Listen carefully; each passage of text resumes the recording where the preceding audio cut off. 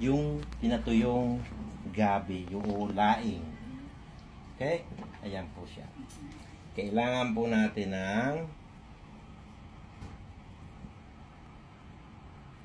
labahita na tuyo, tanlad, sili, at bawang, at sibuyas. At ang ating pong sahog ay hipon. Dalawang klase po tayo ng gata. Yung pangalawang gata at yung puro. Yan po ang ingredients ng masarap na laing ng Bicol. Unahin po natin yan, guys. Ang pagpakulo muna ng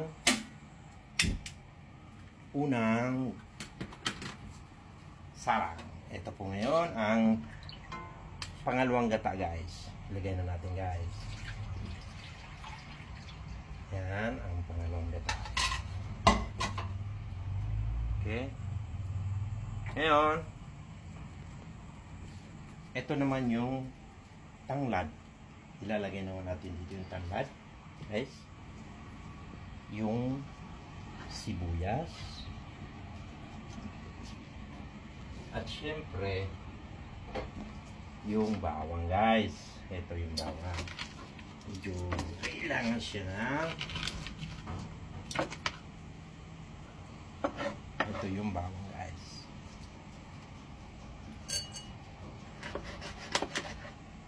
Ito naman yung isdang labahita.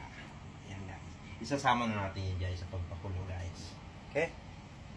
Then, sama na rin natin yung ating sahog. Yan.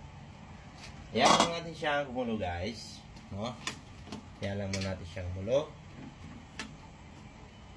At bago natin ihulog yung gabi, ay pakuluin muna natin siya ng gusto. Okay? Ito lang, guys, yung bagong order ko sa TikTok, guys. Napakaganda nito. Sinubukan ko, guys.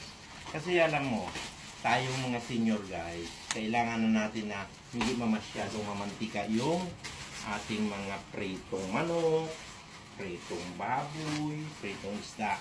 So ito, ayan yung in-order ko po ito, guys, para masubukan ko. Kasi siyempre, senior na rin ako. Umilos na rin ako sa mga mamantika. So, ganito yun, guys. Ito kasi, nagpapatuyo tayo, nagpiprito tayo ng talong. Pero, hindi masyado siyang na